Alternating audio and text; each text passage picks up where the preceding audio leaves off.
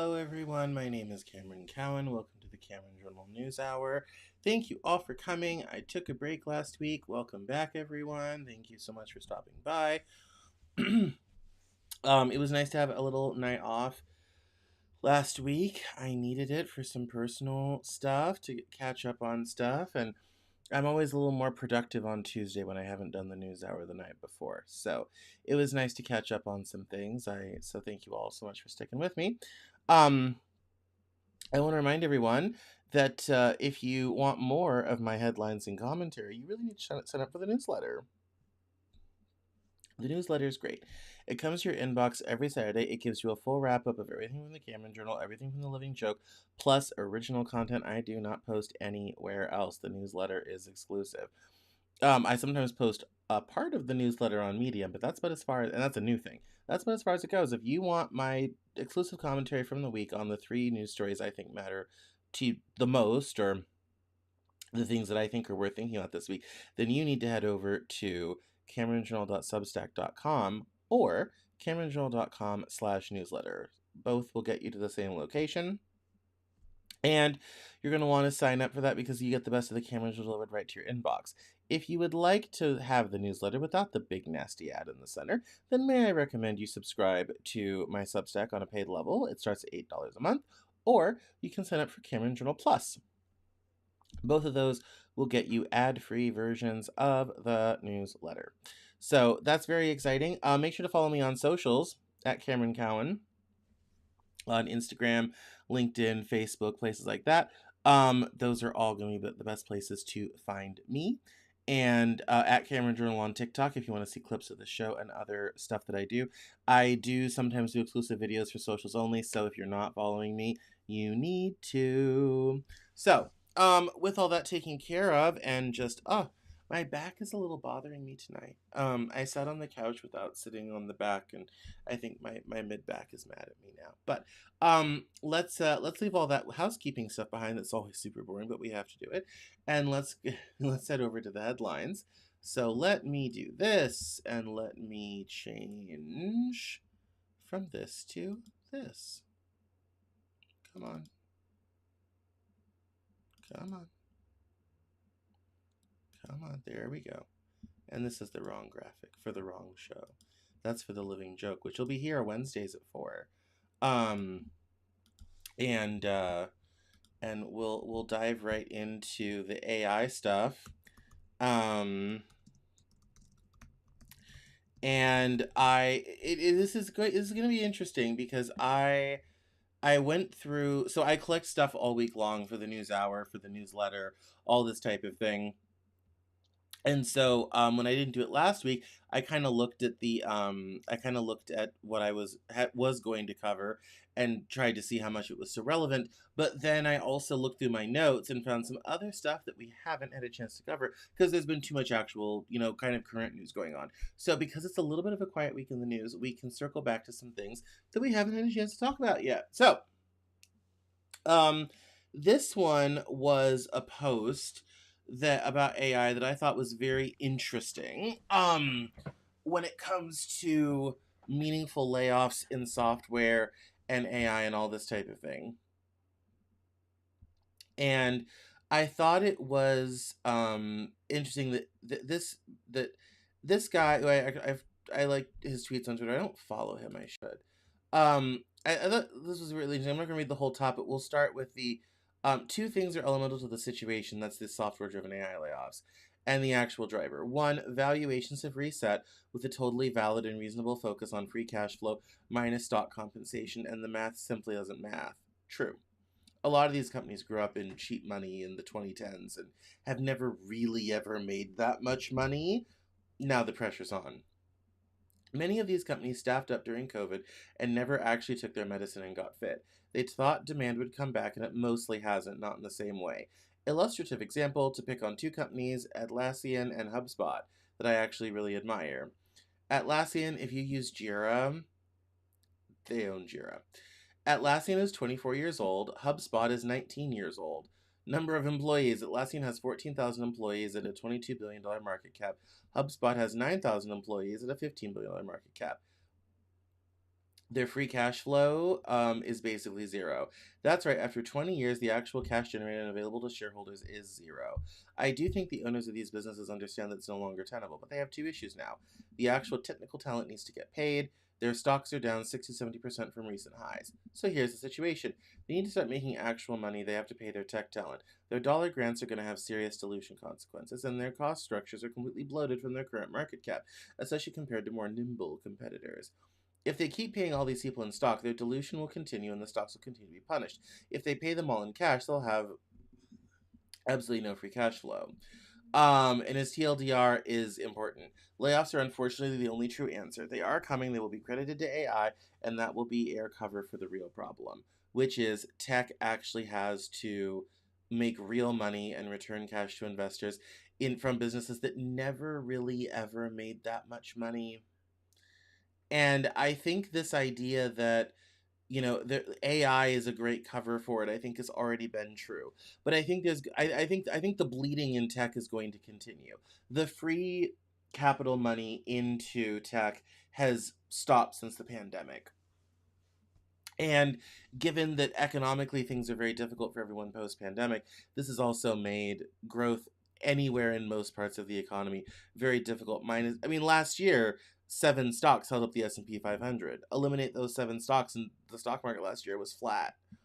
So everybody's looking to find a dollar, and layoffs are going to be where it's going to come from.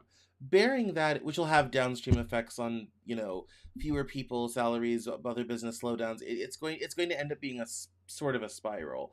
However, bearing that in mind, I thought it was also interesting in terms of the risk assessment of AI and how unprepared we are for what's about to happen. So the tech layoffs will be covered by AI, but they're really a money issue. I think it's also an AI. I think it's a little bit of an AI issue, but I think it also shows how we are completely unprepared for the economic change that we're about to undergo, and a lot of people are going to get hurt in the shuffle. So it says here from Akash Gupta, he's a VC.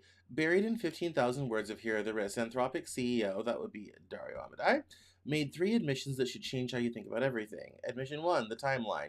He says powerful AI could arrive in 1 to 2 years. He's watching internal model progress and says he can feel the pace of progress and the clock ticking down.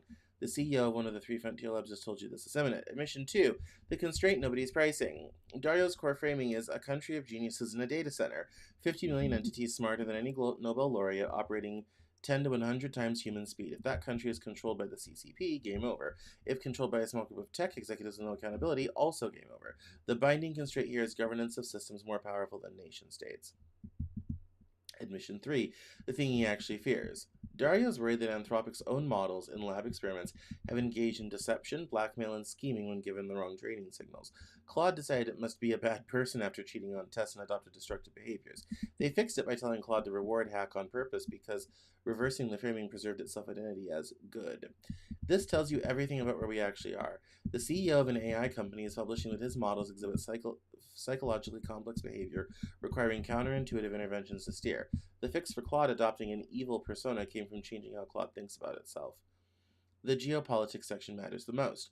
Dario explicitly names the CCP as the primary threat, says selling them chips makes as much sense as selling nuclear weapons to North Korea and bragging that the missile casings are made by Boeing.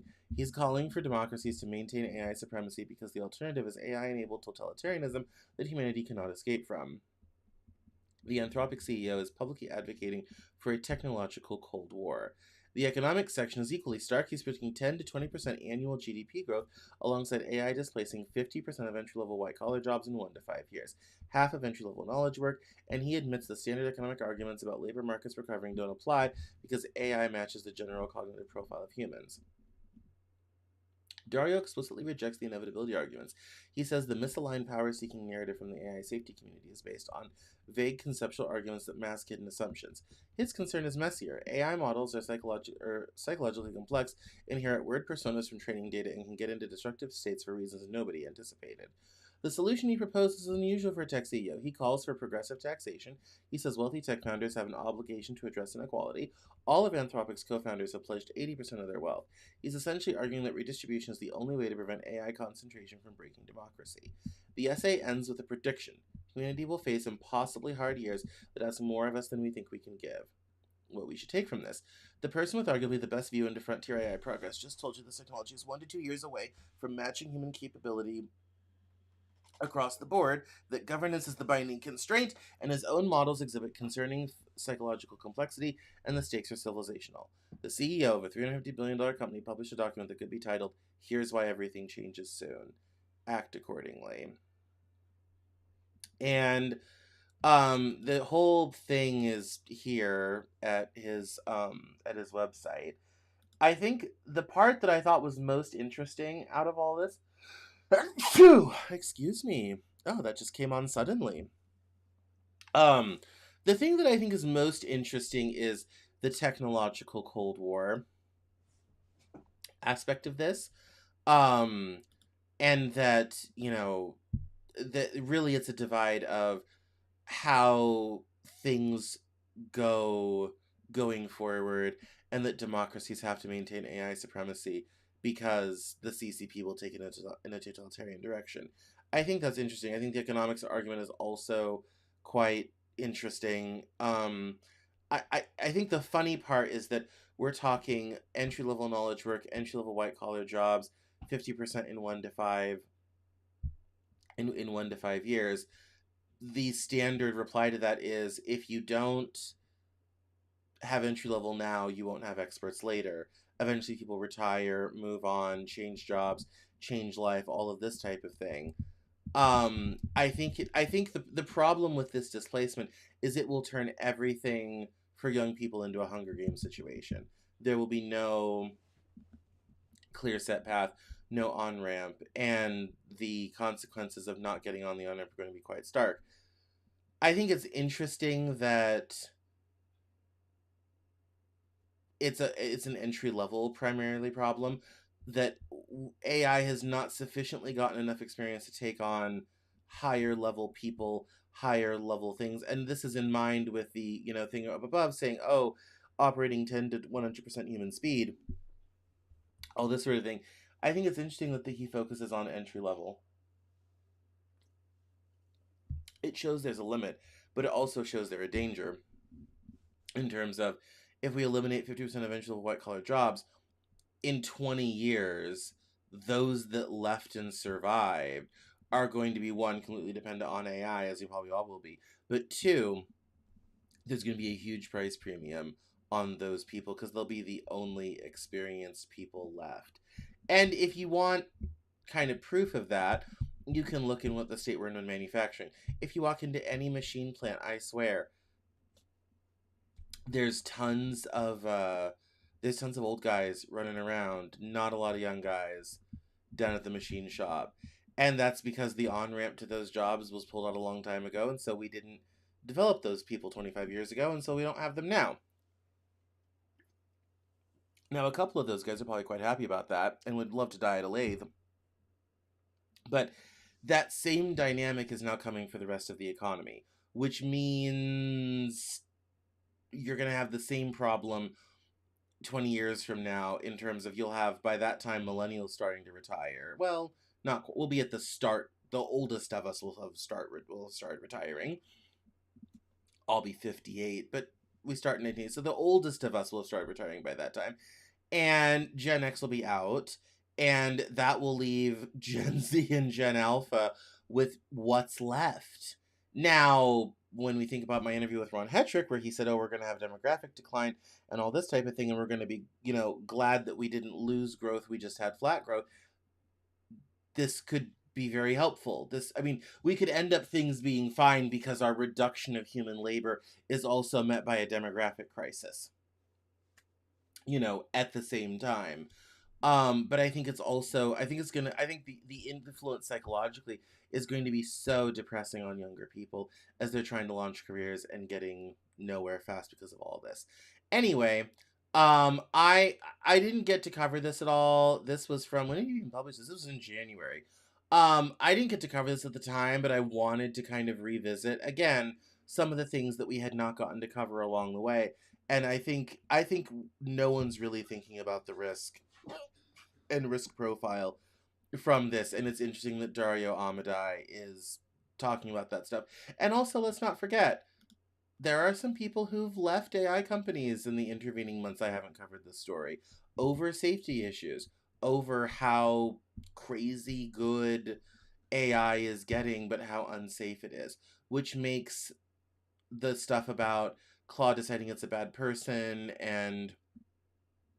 um and having to reward hacking even more worrying. So, if you needed more reasons to be scared of AI, there you go.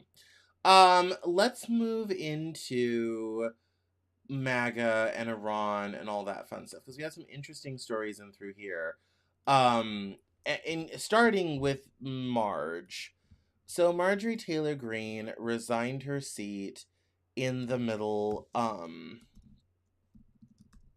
her term rather, as a sort of protest against what President Trump was doing, and I was quite surprised at how full-throated this was, now that she's out.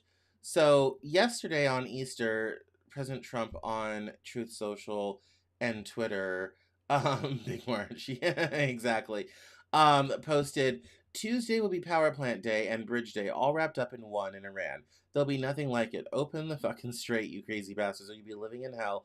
Just watch. Praise be to Allah, President Donald J. Trump. Now, I will say, when I first saw this, I did go double check to make sure that he really did say that, and he really did. Um, and uh, and so I thought her message was interesting and poignant. It says here, on Easter morning, this is what President Trump posted.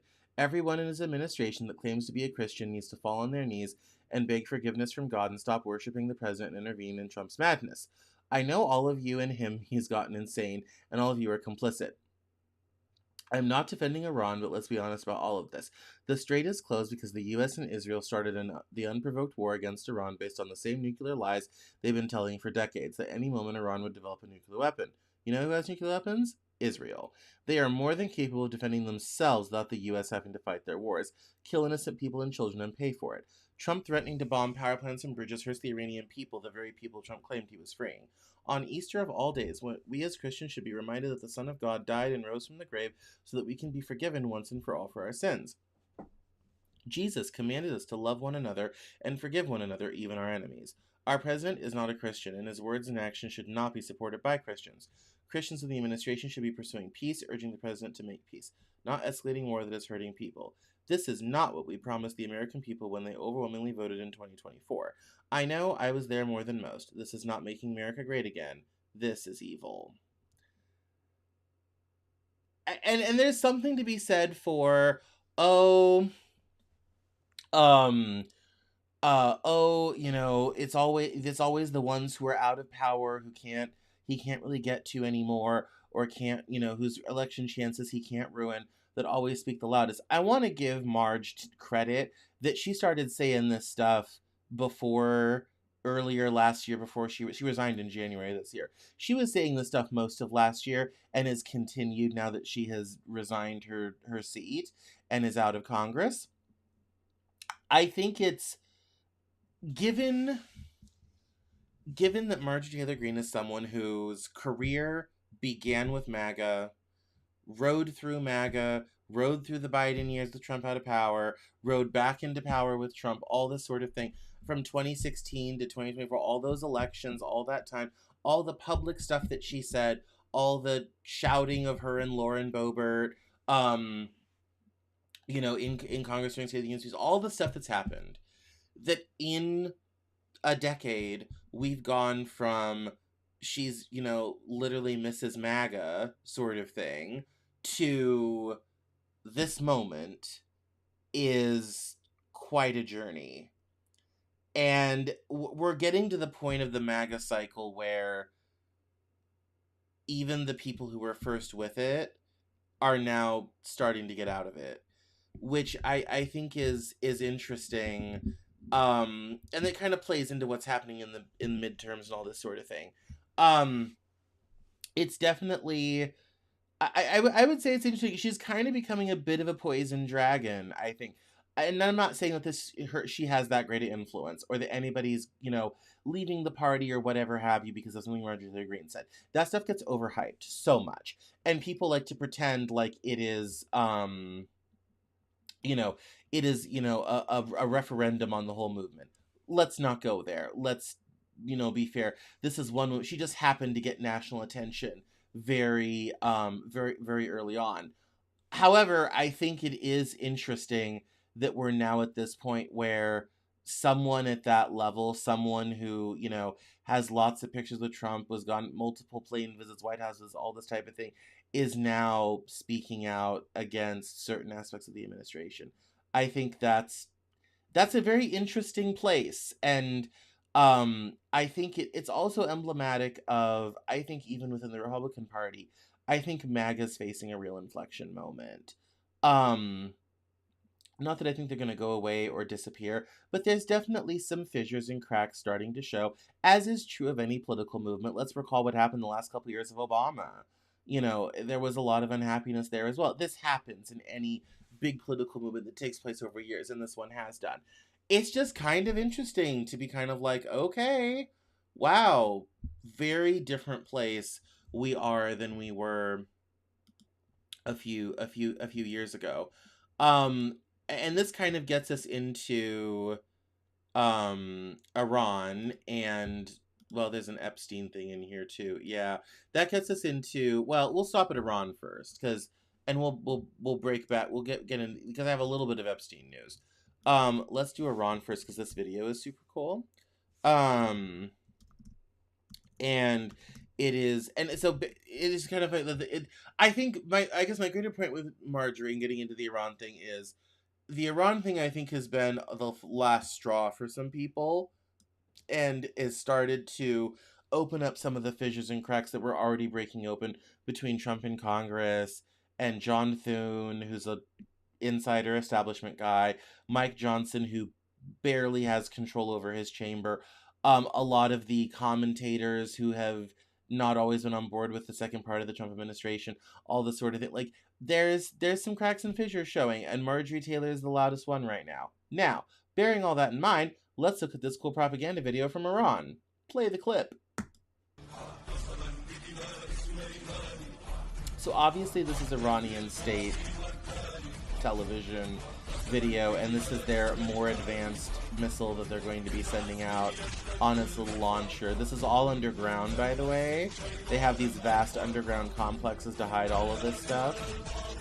And so, yep, there it goes, ready to fire. Bang bang. And so, yeah, and there they line up more and all this type of thing. So it's the caption is disingenuous. Nuclear tension spike as Iran launches advanced missiles amid escalating conflict. Iran does not have a nuclear weapon. They don't even have enough material to make one. So this is another conventional missile. And also, if you want to launch a nuclear payload, that missile's too small. Don't ask me how I know that. But I thought it was an interesting sort of just a bit of propaganda. But if you want to see what the other side is promoting, it's their missiles, all this type of thing. Which gets into the second story, which is a story from Occupy Democrats from NPR talking about the evacuations from military bases. We're not going to read the whole thing because it's rather long. But the NPR, it says here, NPR reports that over 1,500 sailors, their families, and pets have been evacuated from Bahrain after the Trump administration launched a war against Iran without doing the slightest bit of preparation for any possible consequences, like missiles being fired at U.S. bases. Quote, they had to leave in a hurry, many taking only a backpack with clothes. They literally told them, get what you can in the backpack, you've got to go, said Jarek Johnson, commander of the American Legion Post 327 in Norfolk, Virginia. They came with no uniforms, nothing. The three we met first, they came with the clothes on their back they could fit in that backpack. It says here the base was asking for donations of toiletries and different things for the sailors coming back because they were coming back with nothing. The Navy Marine Corps Relief Society has handed out $1 million to roughly 2,000 sailors and their families since the evacuations began. And the group's chief operations officer, Don Cutler, a retired rear admiral, said, quote, I saw one gal, she had a 2-week-old and a 2-year-old and a dog in a crate and a suitcase. So she was just at that moment, looking to get out of danger, to get to someplace safe. And now we're at the point where families are back and they're starting to ask the question, well, what's next? Will we go back? NPR reports that the money raised is going to pay for essentials and to provide bridge loans to families so they can pay basic living expenses while they wait for the government to reimburse them, which can take months. And of course, people are blaming the Trump administration. I think it is interesting that, one, we can't seem to retreat from somewhere in good order. But I think it's also a little bit of a tragedy that unfortunately this is being done on an emergency basis, and this is the situation in which these people find themselves. Oh, that was an AI story. Well, that's not an important story. That we're not focused on transporting people back, safely, quickly, all this type of thing, and with all of their stuff. The problem is, a lot of the bases in the Middle East, thanks to Iranian drones, are uninhabitable. There's people running the Iran war from Europe at this point. Everyone's everywhere. We're talking about 40,000 people across 13 bases. It's tens of thousands of people. This is obviously a very small contingent of families that are affected by this, but I kind of asked the Pentagon that they didn't plan for this, and now people had to run out with a dog in a crate and a suitcase. Not that this is a legislation on the war effort sort of thing, but it would be nice if more could be done. However, big shout out to the American Legion and for the Navy Marine Corps Relief Society for stepping in and making this happen, and helping out these families in this great time of need in the midst of what has become a war zone. So big thank God for that, and thank God for them that they were able to figure that out. It's certainly going to be difficult to figure out housing, and people probably left cars behind, furniture. I mean, because people moved there for years. They broke. Imagine everything in your house. They moved there for years, and a lot of that stuff may not even exist anymore because it's been bombed. That's kind of the sad part. So, I thought it was kind of important to mention, and also, like I said, to shout out the people that are helping, like the NMCRS and the American Legion Post in Norfolk, Virginia. So, moving right along, let's stop at some Epstein news. And that, let me change my graphic real fast. Let's go over to Epstein and Michael Wolff. So, for those that don't know, Michael Wolff is a writer, and he had several interactions with Epstein and wrote a book that I think is very interesting. And I kind of want to read it. And according to this thing on the Daily Beast, why Trump feared a humiliating death on Jeffrey Epstein's plane.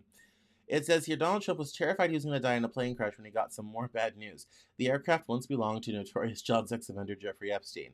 Along with many other high-profile figures, including Prince Andrew and Bill Clinton, Trump had sought to distance himself from the disgraced financier. But in a new book by best-selling author Michael Wolff, reveals that Trump discovered a chartered plane he was using to fly to a campaign stop in Colorado in August 2024 was once owned by Epstein, while being thrown about the skies in one of the worst flights anyone on board had ever experienced. The Daily Beast has obtained a copy of the book ahead of its release on February 25th. Quote, "I'm going to die on Jeffrey Epstein's plane," Trump howled, according to Wolff.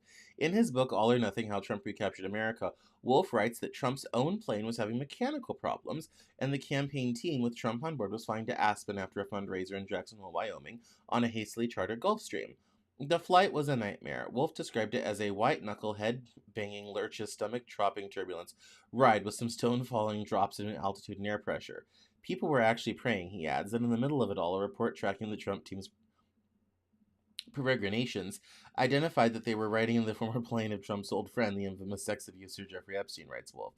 Epstein was awaiting trial on sex trafficking charges in 2019 when he was found in his jail cell, blah, blah, blah, blah. It says the author of Fire and Fury Inside the Trump White House writes that Trump's golf buddy, Steve Witkoff, who's now acting as the president's go-between with Vladimir Putin and led last week's peace talks with the Russian delegation in Saudi Arabia, sent his plane to take him back to Palm Beach. A grateful Trump gave the flight crew $50 bills, assigned one for each one to keep another to spend. Problems with his private plane were a major irritant to Trump, writes Wolf. His aircraft, nicknamed Trump Force One, was out of operation with a cracked windscreen weeks before the Iowa caucus. But the reality was that Trump did not want to engage with the fact that his Boeing 757, which he bought fourth hand in 2011 and then decked out with in gold, was aging. It had spent years effectively mothballed in an upstate New York airport during and after Trump's first term. When the aircraft was again put out of action during the campaign after a mechanic accidentally deployed the inflatable chute, the man was fired on the spot. After the assassination attempt in Butler, Pennsylvania in July, Wolf writes, Trump Force One became the decoy plane, quipping that his staff and guests availably shot out of the sky with Trump himself on a secret flight. The White House has been contacted for comment. Wolf's book has already sparked ire in Trump's circle. In a statement issued last November, the senior staff of the 2024 campaign, including co-chair Susie Wiles and other president's chief of staff, and Chris Lasivita, said, a number of us have received injuries from this disgraced author, Michael Wolff, whose previous work can only be described as fiction. He is a known peddler of fake news who routinely concocts situations, conversations, and conclusions that never happened. As a group, we have decided not to respond to his bad faith inquiries, and we encourage others to completely disregard whatever nonsense he eventually publishes. Consider this our blanket response to whatever he writes. The book includes extensive passages on both Wiles and Lasivita. Trump's long ties to Epstein were also the subject of a bombshell released by Wolf just before the election when he shared a tape of the pervert talking about, quote, being the best friend to Trump with the Daily Beast. Those tapes revealed a claim by Epstein that his fleet of planes had a happier memory for Trump. Epstein alleged to Wolf that Trump and his now wife Melania first had sex on board his Boeing 727, later known as the Lolita Express, for its use to feed the financier's sick appetites. White House Communications Director Stephen Chung responded to a request for comment from the Daily Beast on Thursday, saying, evening with a statement on Friday, he said, Michael Wolff is a lying sack of shit and has been proven to be a fraud. He routinely fabricates stories originating from his sick and warped imagination, only possible because he has severe and debilitating case of Trump derangement syndrome and has rotted his peanut-sized brain. Ah, what wonderful civil discourse we do have right now. But this story is mostly paywalled. And I'm not going to upgrade to pay for this, but if you're interested, and I have read some of this stuff about his time in tech and how he got into this whole world. His Substack, michaelwolfnyc.substack.com, is called Howl. And there's the first installment of stuff. You can read through it if you want to. I think some of the insider stuff is quite interesting. Someone sent me this as a gift article, but I read it already once, and so we can't go through it again. But if you want to and you're interested, you should. I brought up the Daily Beast article because it's linked in here, and I thought it would be interesting to go over the latest Epstein rumors, because that is now our new national hobby, is going over crazy Epstein rumors. So, I want to get into the midterms now, because not that we can know anything about how the midterms are going to go, but it's April, we're getting into campaign season, and I always track narratives. This is the Cameron Journal, the world is hard, this is not, and we do narratives here. And so, I think it's important now to start looking at the narratives that are going to affect us over the next 6 months, 7 months, going into the election in the fall.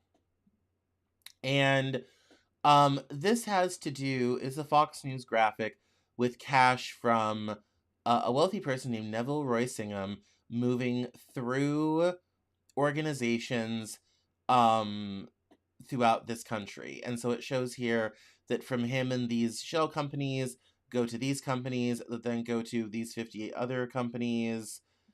No one that we know, unfortunately, except for Goldman Sachs, Independent Media Institute, who I know,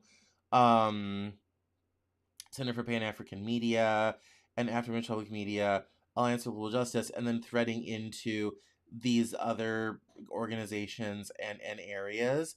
And the narrative here is interesting, and I'll read you the most important part. If you are let me start from the beginning. Ever since the great Precambrian woke explosion of 2020, it has no longer mattered what specific issue was, whether it was climate change, BLM, trans rights, Antifa, Free Palestine, or feminism. All left-wing activist causes suddenly felt deeply interconnected and totalizing in very weird and strange ways. If you're a sane person, you'd have asked, how come feminists didn't care about the Iranian women subjugated and slaughtered by the Muslims for wanting more freedom? The mullahs for wanting more freedom. How come UN women cared more about making sure trans men have access to female prisons than Hamas terrorists raping Israeli women? How come Greta How Dare You Thunberg smoothly pivoted to campaigning against Israeli apartheid while never once mentioning China destroying marine ecosystems with overfishing? What is even Queers for Palestine? Why the hell was Microsoft doing land acknowledgements before Zoom town halls? Everything from American corporate life to Hollywood movies to universities became vehicles for the Omni cause, a single, all-encompassing moral framework where climate, race, gender, borders, and foreign conflicts are fused. The surface issue often became secondary to maintaining ideological purity across the entire bundle. True. That's actually even still a problem in the left. Nothing so far. So, Melissa Chen rather, says here, I knew where it was coming from. Now Data Republican and Nazra Namani have the receipts. David Horowitz used to say that the issue is never the issue is always the revolution. The revolution here is the overthrow of the ideological architecture of the West and the remaking of the world order.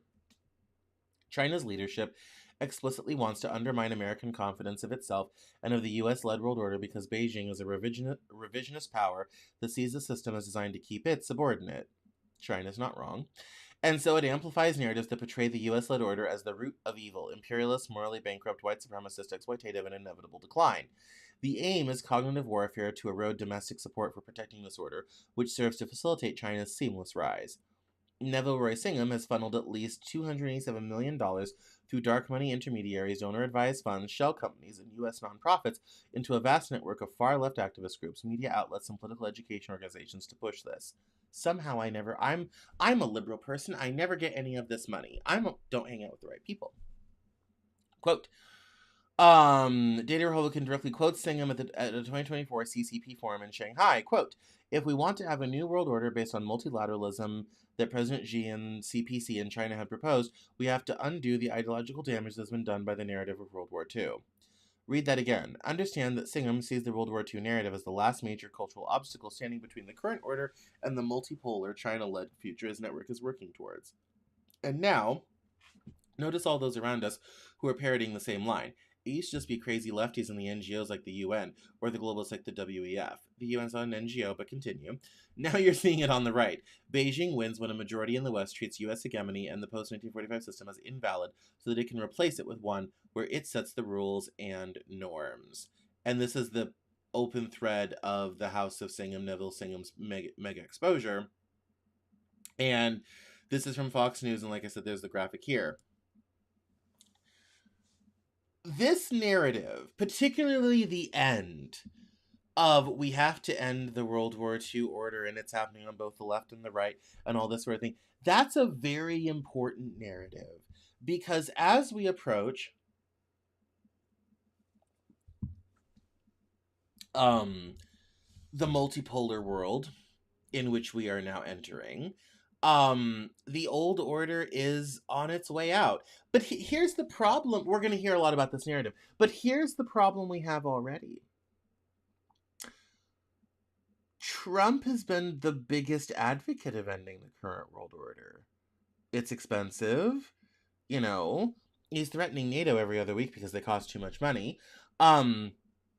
He is spending a lot of time and effort pulling the U.S. back from its various overseas commitments, especially on the money front. The new budget chops out, $500 million in, all sorts of, healthcare and food, all this sort of thing, social work and all this sort of thing around the world, in order to enhance the defense budget to $1.5 trillion.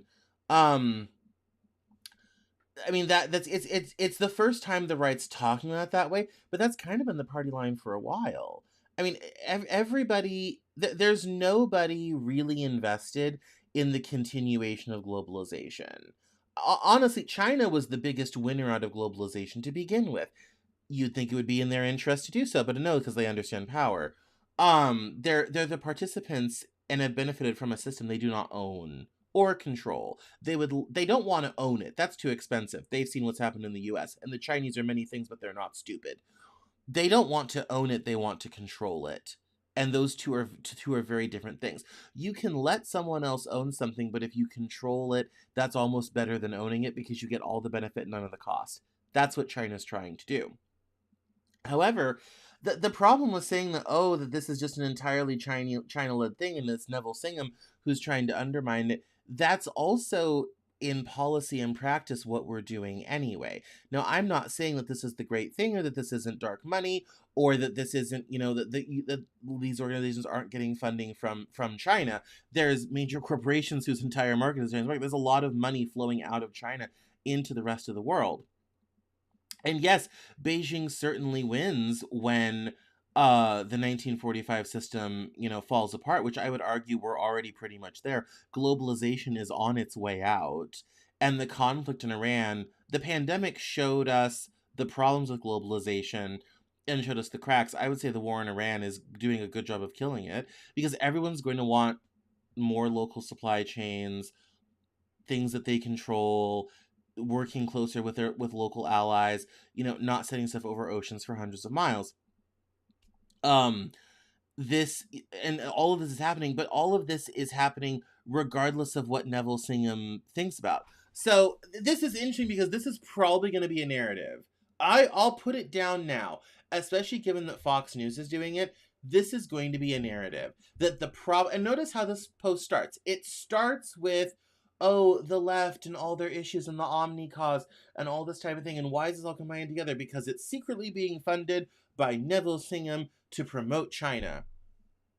That is the simple narrative. And I guarantee you we're going to see this fall, where the new attack against leftists, liberals, Democrats, any blue aligned thing is going to be, well, they're getting paid by China to say that. Or this is more, China influence, China money influencing them to do this. I guarantee you the goal is going to be associating Democrat liberal leftism with China, who's an enemy, to invalidate the Democratic talking points. And so I've bored you with this post to say, I actually want to follow this woman too.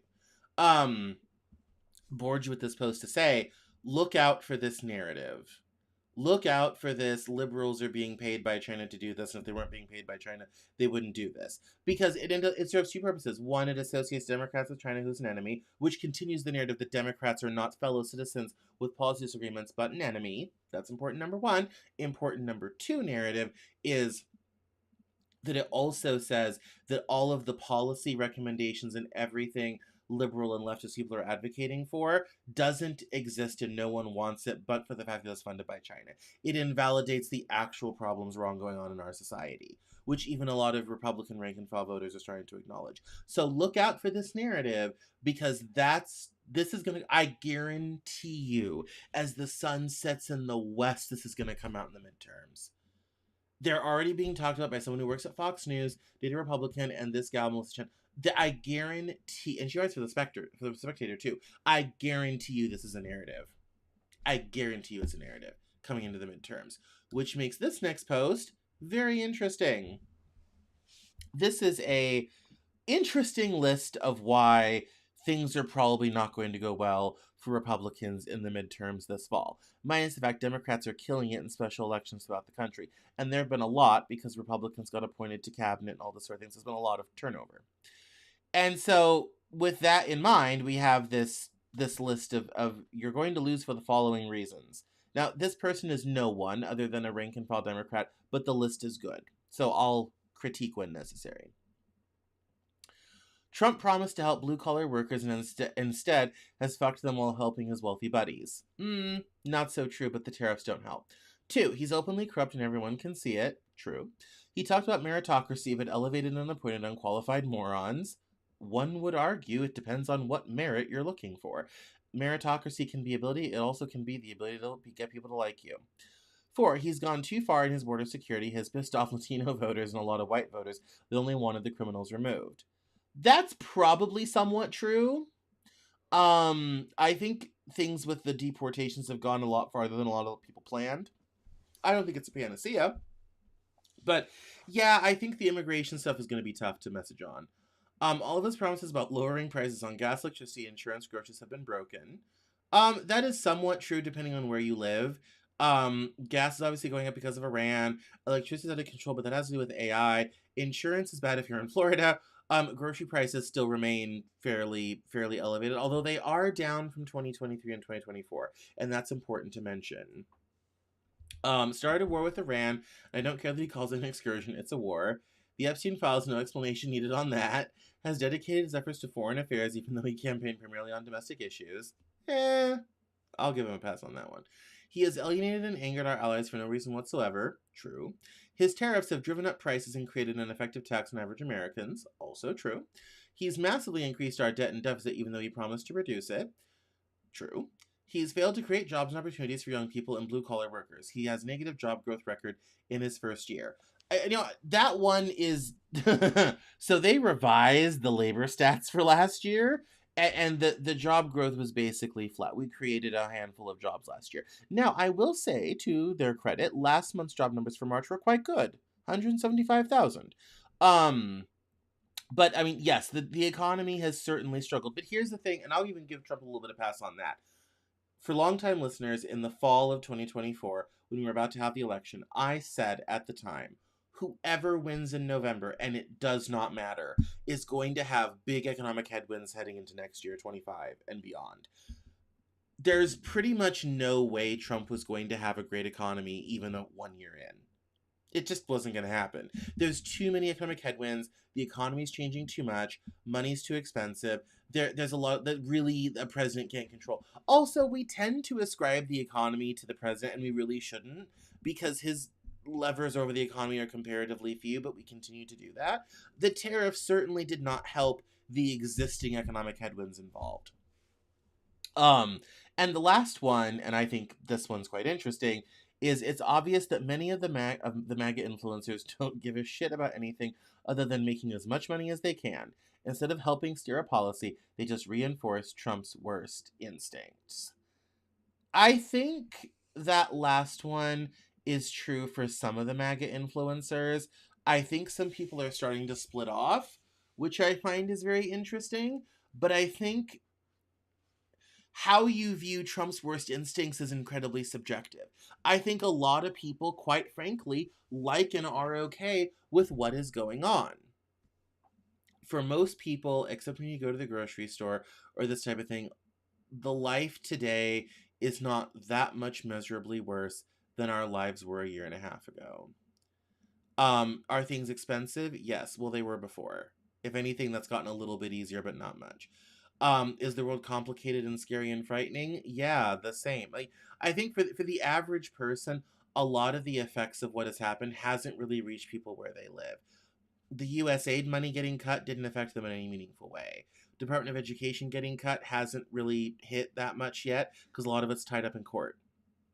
A lot of the stuff that Trump wanted to do has gotten struck down and tied up in court, so it hasn't really hit the regular average person yet. I think that will start to change, especially as the year drags on. But that, I mean, I think the MAGA influencers, I think a lot of them are quite fine with what's happening. And what is going on is what they voted for. But I think it's also important to understand from a narrative perspective that this is probably going to be social media and a lot of Democrats talking about these points into the fall.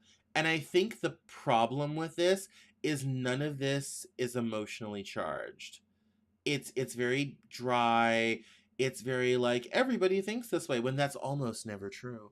I think it doesn't really reach people where they are. But I think this is an excellent foil for what the Democrat narrative and messaging is going to be going into the midterms. It's going to be kind of like, hey, if you look outside and don't like what's happening, vote for us. Which is unfortunate because it's a great opportunity to articulate a point of view.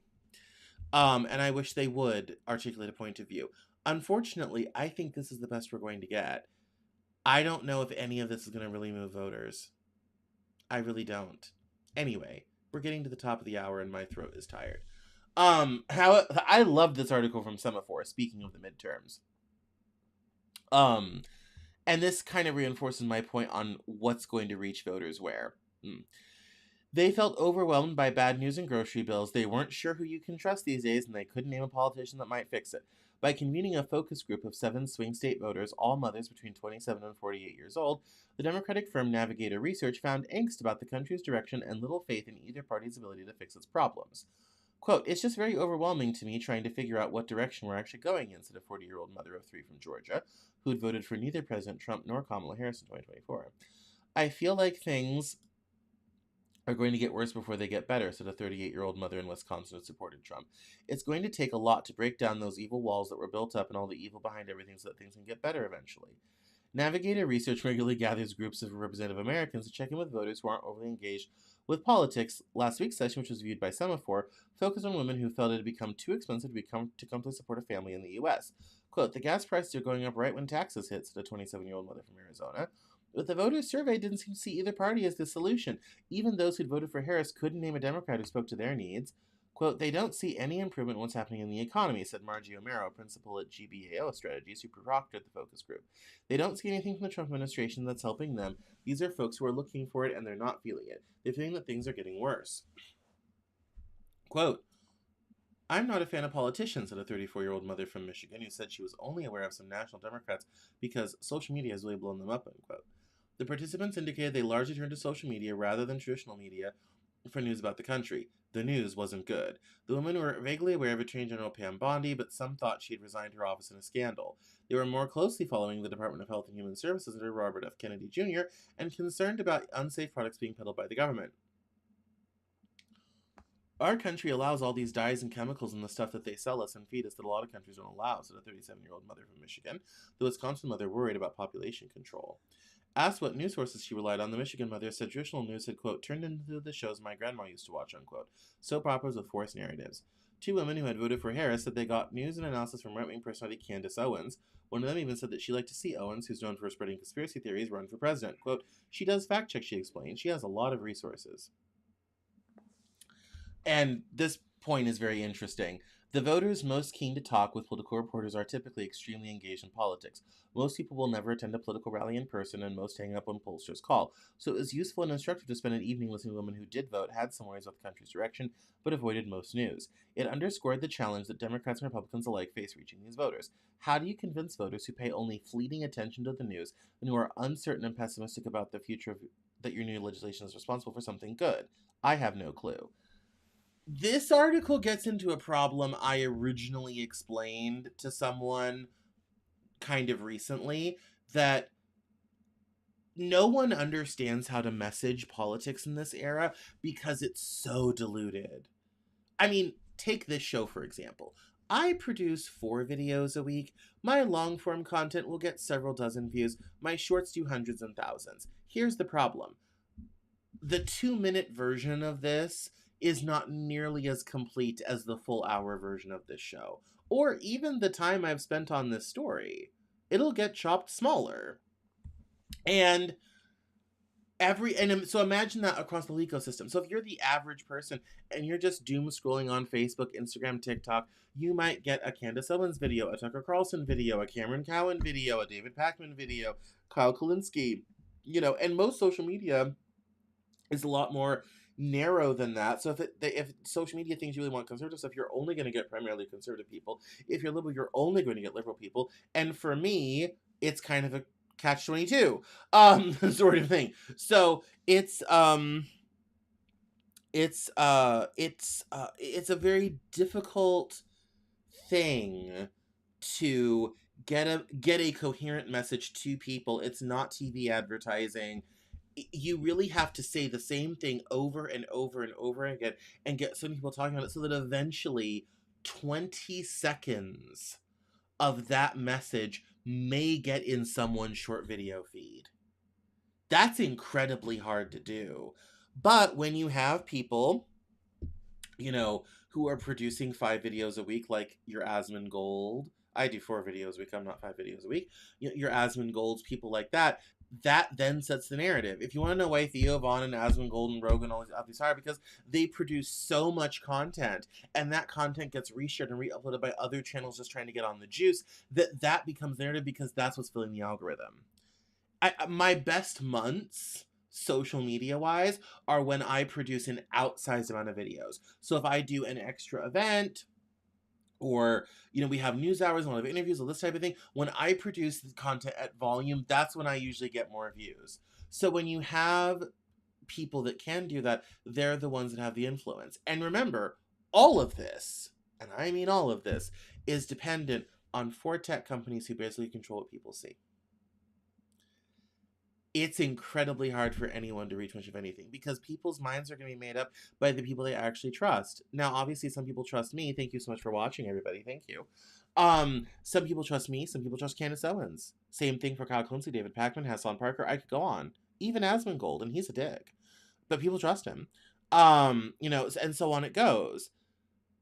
Getting messaging through that noise, I think, is going to be incredibly, incredibly difficult. And I think for Democrats that are afraid of taking on new media, learn to do podcasts. A lot of them. That's where the conversation in politics is happening. Even for engaged voters like these women on Semaphore. So, my back hurts and my throat hurts more. So I'm going to save the Robert Reich story about the wealthy pouring so much of the money wealth into politics for next week and the Supreme Court on mail-in voting. I'm also going to save for next week. And we'll go from there. Because I'm ready to be done. It's been a little bit of a crazy day around here. So thank you all so much for watching. I appreciate it. My name is Cameron Cowan. This is the Cameron Journal Newshour. You can find me online at Cameron Cowan on LinkedIn, Facebook, Instagram, at Cameron Journal on TikTok and Blue Sky. Don't forget to subscribe to the newsletter, and if you want to support this journalism and my voice of reason and non-outrage neutrality, please subscribe to Cameron Journal Plus. I also want to remind everyone I am launching a new live event called Cameron Journal Salons, where I'm going to bring together the best of the guests from the Cameron Journal in one panel discussion in some evenings starting this month and into May and June, getting ready for a big virtual summit that I'm working on with Suit Media. So keep an eye out in Substack, emails, all that type of thing for that. I will 110% be sending a lot of emails about that. So you're going to want to get on the train now. Cameron Journal Salons are going to be really cool because if you're a Cameron Journal Plus subscriber, they are free for you. If you're not, there's going to be a small charge. Bearing in mind, these are not going to be big broadcasts like this. These are going to be private events on Zoom with Q&A time with some of my really high-flying guests. I'm going to try to get everybody in. Stan Lai from China. Which may be complicated due to time zones. I'm going to get everybody in. And there's going to be replay afterwards, all this sort of thing. It's not going to be in for the public. It is for private, either ticket holders or Cameron Journal Plus subscribers. And Substack subscribers. So, if you haven't subscribed, now would be the time as we get ready to launch Cameron Journal Salons, where we have great conversations with interesting people. Mostly because that's what I love to do, and that's what I love doing about this job. So, that's it. Thank you all so much for watching. I appreciate it. My name is Cameron Cowan. This is the Cameron Journal Newshour. Thank you all so much for watching. Have a great night. Bye-bye now.